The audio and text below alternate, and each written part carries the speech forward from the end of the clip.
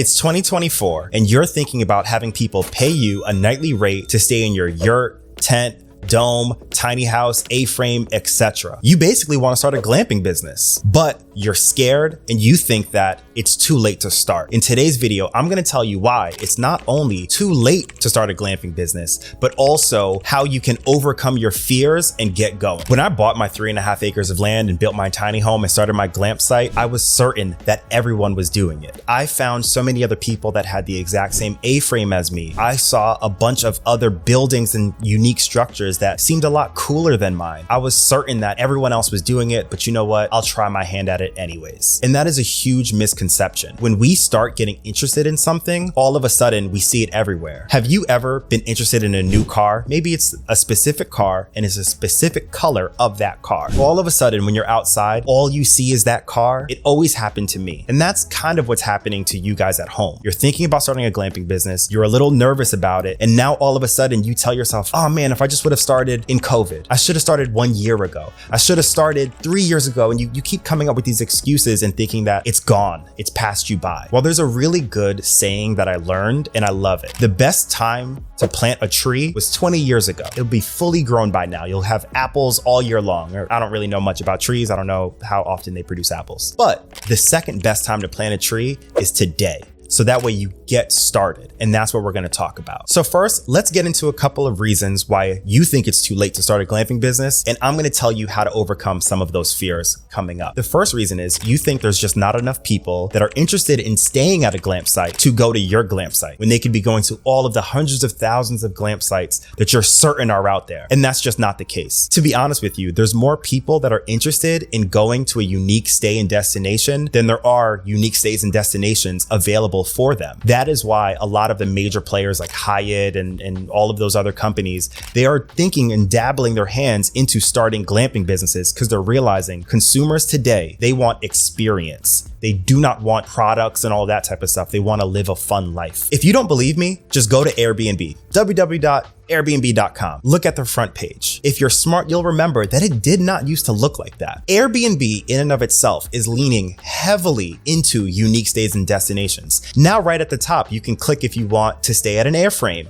or if you want to stay at a castle. They're even letting you stay at castles, people. That is just showing you they themselves are pushing that type of stuff. So why are they doing that? Well, it's not because no one wants to go to those types of places. It's because they're realizing that more and more people want to go to those places. So they're trying to serve it to them. There's a joke that says that, not another podcast. No one wants any more podcasts. There's too many. No one will listen to it. That's not true. Start a podcast and also start a glamping business. There's a reason why people are looking at it. There's enough people interested in staying at your glamp site. The second reason that you're saying it's too late to start a glamp site is because you see it all day long. All of a sudden, it's just like, it seems like it's popping up everywhere. Is that happening to you guys? Like 3-4 years ago, glamping wasn't a thing. And now all of a sudden, it's in everyone's faces. Again, not true. For a couple of reasons. First off, glamping has been around for a long time. We just didn't put this cool little millennial term on it, right? We're just calling it glamping. People have been sleeping in cabins since the dawn of time, right? Another thing is that the algorithm is serving it to you guys. You get from the internet what you put into the internet. If you decide to get a new hobby and you want to play the drums, all of a sudden you're getting ads for drums. Google is changing your homepage, showing you drums. When you log into YouTube, all you see is this drum content. That's what's happening to you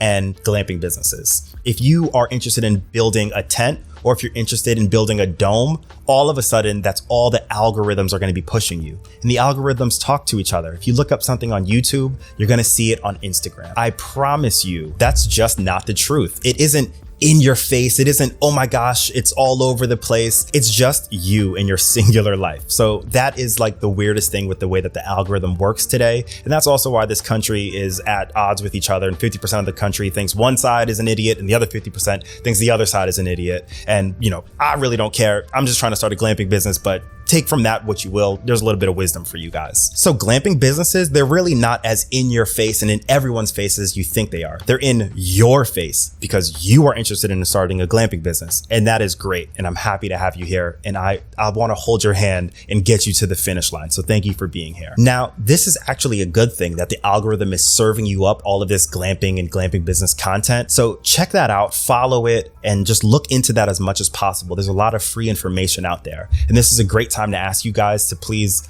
like this video, subscribe to the channel, maybe even leave a comment. All of those things really do help my channel grow and helps me spread my message and teach more people. Another reason that you think it's too late and you don't want to start a glamping business because everyone's doing it is because you're scared and you're lying to yourself. All right, let's just be honest. It takes a leap of faith to do something new. I'm assuming that 99% of the people watching my channel don't have glamping businesses already, and the few that do are trying to expand and learn more. So it just takes a leap of faith. And I promise you, we do this weird thing as humans. We try to figure out every excuse in the book not to move forward or not to do the hard thing. That's completely fine. And I did the exact same thing. Right before I really launched my glamp site and I really opened it up to others, I had it all done. And I still was thinking to myself, maybe I should just hold on. Maybe I need to do this one last thing or that thing. And I was just scared to take the leap. Stop being scared, just go for it. So 2024 is going to be the year that you take the leap of faith and you start a glamp site. And I'm going to give you 3 tips on how to be strong enough to do that this year. The first tip I have for you is so crazy because you all know this and I don't know why you're not doing this. Go stay at a glamp site. I'm a genius. You can leave the video now. Just leave a comment on your way out. I don't know why people do this. A lot of the people that watch my channel, a lot of the people that are interested at staying at a glamp site have never stayed at a cabin, a yurt, a tent. I don't care what time of the year it is. I don't care where you are. If you go on Airbnb, you will be able to find something really cool, really unique. Go stay there. It is going to make you realize like, wow, this isn't some amazing thing that is so difficult to start. This isn't some foreign thing that is too complex for your mind to understand. It is the same business it has always been. People pay you money to sleep in a building or structure that you've given them. That's it. Now, to be successful, there's a lot of little things and there's nuances around that, but you can find those out over time. So even though that is easy, I will be honest with you guys. The way that there's glamping businesses and there's good glamping businesses that thrive, like the glamping business that I'm running, the one that is super packed out all summer long. So the difference between a bad glamp site and a good glamp site is it comes down to the nuances, the things around it, the check-in experience, and how serviceable and usable is your glamp site. Is it easy for people to find where they should park, where they should sleep, where they should put down their jackets, all of that type of stuff. Those little nuances. The devil is always in the details. So that's how you get a thriving glamping business, because you live and die by your reviews. So if you get good reviews, you're going to be successful. And those little nuances, that is how you can be successful. So I will admit, it isn't that easy, but it kind of is. So success leaves clues. Bad artists copy and good artists steal. So am I telling you that when you go to those glamp sites, they should inspire you to start your own? Absolutely. And am I telling you that you should look at the check-in process of those glamp sites, or maybe even the emails that they sent you before you got there telling you how to stay there? Should you look at those things? Absolutely. Should they inspire you? 100%. Should you copy them? That's for you to decide. All I'm saying is that you should look at the way that other people run their businesses, the successful ones, and you should model what you're doing after that. Anything less than that is insanity. So that is the main reason why, I don't understand how you guys are thinking of starting a glamping business, but refuse to stay in one and learn from it. Another way for you to overcome your fears and start a glamping business or a unique destination business in 2024 is to keep watching my channel, watch other channels like mine, and just try to find as much free information as possible. Sure, at some point in time, you can pay to learn more from others. That is fine and dandy. I'm not saying there's anything wrong with that. But before you just start paying out money, you should try to find as much free information as possible. That is the only way you will feel confident in your decisions. Before you buy a car, before you buy a laptop, before you buy a phone, you probably go on YouTube, look at a couple of review videos, you try to learn as much as possible. So just do that. I think before you even start thinking about starting a glamping business, see everything that you can, learn as much as you possibly can, read all of the articles. There's a lot more information out there as possible. Is it easy to find that information? No. And the reason being is, like I said to you, there's not as many glamping businesses as you guys think. So there's not as many people like me who are just talking about that, but they are out there, and you do have to put in a little bit of legwork. I really hope my channel has never lied to you and told you that this was going to be easy. You are going to have to put in some legwork, but it is super possible. And once you get all of that information, you feel much more confident making your decisions. Here's a fun story. Before I bought my piece of land, I bought one piece of land in upstate New York. Before I did that, I looked at maybe 30 to 45 places just online. In person, I looked at about 12 pieces of land, definitely double digits, and I walked up and down all of them to feel confident. So by the time that I saw the one piece of land that I did end up buying, I knew I wanted it from when I pulled up. Right when I parked my car on that overgrown grass, I could just tell this is gonna be the one.